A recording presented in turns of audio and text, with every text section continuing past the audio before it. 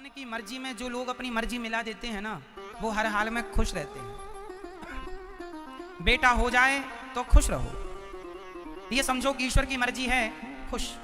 और बेटा ना होए तो भी खुश रहो, ये समझो ये भी ईश्वर की मर्जी है। तेरे फूलों से भी प्यार, तेरे कांटों से भी प्यार। लेकिन हम लोग फूलों से प्यार करते हैं, कांटों से नहीं। भगवान फूल ही फूल देना, एक भी तकलीफ ना आनी चाहिए हमारे जीवन में, हम तुम्हारी भक्ति करते हैं। तो क्या भक्ति करते हैं तो आपके जीवन में कोई संकट नहीं आएगा? क्या सुदामा के जीवन में संकट नहीं था? क्या खुद राम के जीवन में संकट नहीं था? क्या खुद भगवान कृष्ण के जीवन में संकट नहीं था? अरे भक्ति करो, संकट जो हैं आएंगे। बस बात इतनी है कि यदि मौत आनी होगी तो कांटा चुभ कर की वो मौत टल जाएगी। ये भगवान की कृपा से संभव है कि मौत को ईश्वर ने कांटे की चुभन में बदल दिया, तब्दील कर दिया। आप जरा सा गिरे तो आपको मरना ही था, पर गिर गए, जरा सी चोट लग गई, उसमें आपकी मृत्यु टल गई। ये कृपा से हो जाएगा। पर आप सोचें कि दुख आए ही ना, नहीं।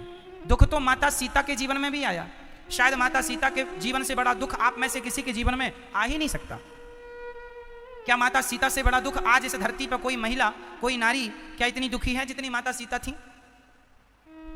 बोलो मैया, ओ मैया, क्या इतनी दुखी है कोई? नहीं ना, आ ही नहीं सकता इतना दुख। आपके जीवन में इतना दुख आ ही नहीं सकता। आप इतना दुख सहने के लायक हैं ही नहीं। भगवान के जीवन में दुख आया। 14 साल नंगे पांव जरा घूम के देखिए। अरे 14 साल क्या, 14 घंटे गुजार लीजिए किसी जंगल में, पता चल जाएगा। नंगे पांव, संकट तो भगवान के जीवन में भी थे। दुनिया का दुख हरने वाले भगवान को भी दुख आन पड़ा। दुनिया का दुख हरते हैं वो भगवान। जिसकी माँ जेल में हो, पांव में बेड़ियां, हाथ में हथकड़ियां पड़ी हों, उनके माँ बाप को एक दुष्ट कंस ने बंदी बना रखा था। और सोचो कि जिस बच्चे का जन्म ही जेल में हुआ हो, क्या उनके जीवन, भगवान श्री कृष्ण का जीवन तो संकट से ही शुरू हुआ। भगवान श्री कृष्ण का जीवन कहां से शुरू हुआ?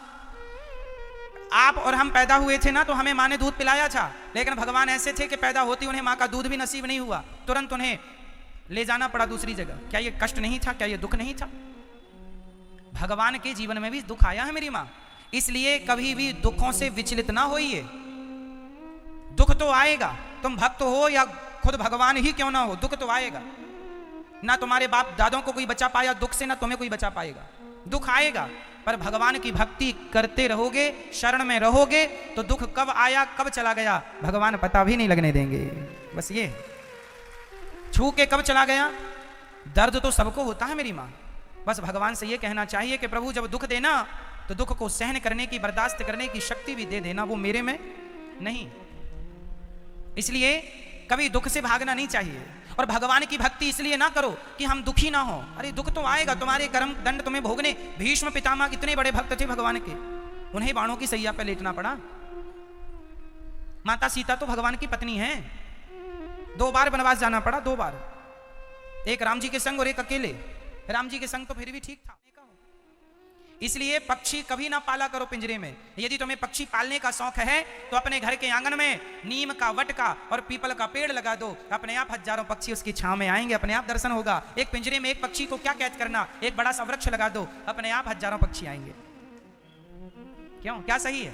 पेड़ लगाना सही है कि पिंजरा बनाना सही है? फिर क्यों नहीं समझते ये दुनिया के लोग? तुम पक्षी पालते हो, शौक है तुम्हें, इसलिए पकड़ने वाले पक्षियों को पकड़ते हैं। पक्षियों का भी तो जीवन है। प्रदीप जी ने एक सुंदर गीत गाया है। प्रदीप जी कौन? ये वही प्रदीप जी जिन्होंने ये वाला गीत लिखा है, ऐ मेरे वतन के लोगों जरा आंख में भर लो पानी। ये वही प्रदीप जी ने लिखा, आपको पता? लता जी ने इस गीत को गाया है, प्रदीप जी ने लिखा है, ऐ मेरे वतन के लोगों जरा आंख में भर लो। उन्होंने ही ये गीत लिखा है, ये वाला उन्होंने गीत लिखा। पिंजरे के पंछी रे तेरा दर्द न जाने कोई, पिंजरे के पंछी रे तेरा दर्द न जाने कोई। प्रदीप जी ने गीत लिखा है और गाया भी उन्होंने अपनी आवाज में। इसलिए मैं आपसे कहता हूं, पिंजरे के पंछी को, माता सीता ने एक पक्षी को पिंजरे में बंद कर दिया, तोती तड़प तड़प के मर गई। तब उसके तोते ने श्राप दे दिया, सीता जैसे तुमने मुझे मेरी पत्नी से गर्भावस्था में दूर कर दिया, मैं तुम्हें श्राप दे। श्राप मतलब बद्दुआएं, श्राप मतलब बद्दुआएं।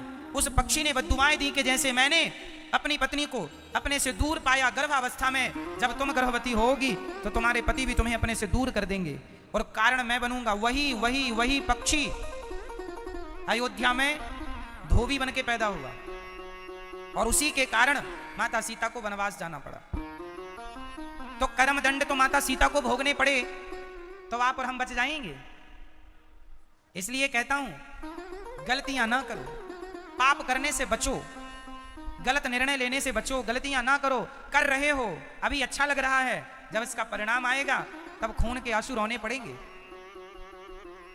अभी अच्छा लग रहा है ना, पक्षियों को पालना, झूठ बोलना, निंदा करना, चुगली करना, किसी का 2 बार क्या 3 बार कह दूं मैं। एक बार तो सीता जी राम जी के संग गई, दूसरा अकेले रावण के पास कुछ महीने रही लंका में, और तीसरा फिर अकेले जब गर्भावस्था में थी तब। सीता माता कुल्हाड़ी लेके जंगल की लकड़ियां काटने जाती हैं, अपने बच्चों को अपने हाथ से रोटी बना के खिलाती हैं। कौन है? जगत के पालनहार की पत्नी है। जब उन्हें दुख आया तो हम बच जाएंगे। कहां जाओगे भाग के? कब तक भागोगे? इसलिए कहता हूं दुख कहीं और से नहीं आता मेरी मां, हमारे अपने कर्म दंड भोगने पड़ते हैं। माता सीता जी के जीवन में ये जो दुख आया, ये विपत्ति आई, ये कहां से आई? ये माता सीता का अपना ही कर्म दंड था। माता सीता से गलती हो गई थी, उस गलती की सजा में उन्हें वनवास जाना पड़ा। कौन सी गलती? मैंने कई बार कथा में आपको इशारा किया है, फिर समझा देता हूं जरा से शब्दों में। माता सीता ने जब वो छोटी थी, जब उनकी शादी राम जी से नहीं हुई, जब वो जनकपुर की बेटी थी, जनक की पुत्री थी, उस समय माता सीता जी से गलती हो गई। एक तोती को उन्होंने पिंजरे में डाल दिया था। वो तोती राम कथा सुना रही थी, बढ़िया सुंदर सी कथा सुना रही थी तोते को। तोता तोती डाल पर बैठे थे, दोनों आपस में बात कर रहे थे। सीता जी को लगा कि ये तो हमारी कथा सुना रहे हैं कि राम जी का सीता से विवाह होगा, ऐसा होगा वैसा। तो सीता जी उस तोती की कथा से, एक्चुअली वो तोता तोती वाल्मीकि जी के आश्रम में रहा करते थे। वाल्मीकि जी, राम जन्म के पहले रामायण लिखी जा चुकी थी, आपको पता होना चाहिए। रामायण किसने लिखी थी? श्री वाल्मीकि जी ने। वाल्मीकि जी ने रामायण तब लिख दी थी जब राम जी का जन्म नहीं हुआ था। तो राम कथा उनके आश्रम में वो सुनाया करते थे, तो तोता तोती का जोड़ा भी सुना करता था। संयोग से उड़ उड़ के दोनों तोता तोती जनकपुर चले गए, तो वहां तोता तोती ने राम कथा गाई। तो सीता माँ ने सुन लिया, वो बगीचे में आई थी अपनी सखियों के साथ विहार करने, सुन लिया। पीछे से सीता माता ने तोती को पकड़ लिया, पकड़ के पिंजरे में बंद कर दिया। तोती चिल्लाई, सीता हमें छोड़ दो, हम अपने पति के संग रहेंगी, हम गर्भवती हैं, अभी हमारे पेट में बच्चा है, ऐसा तोती ने कहा। सीता जी ने कहा तुम बहुत अच्छी कथा सुनाती हो, तुम्हें सोने के पिंजरे में रखेंगे, जो खाओगी खिलाएंगे, छोड़ के हमें मत जाओ। तोती बेचारी बड़ी दुखी रहने लगी, सीता जी से जिद किया छोड़ दो, पर माता सीता ने नहीं छोड़ा और गर्भावस्था में बेचारी तोती बेचारी तड़प तड़प के मर गई। पक्षियों को तुम कितना भी अच्छा घोंसला बना दो, पर देखो सोने का पिंजरा ही सही, पर है तो पिंजरा। आपको कोई सोने के जेल में रखे तो है तो बंधन ही, भले जेल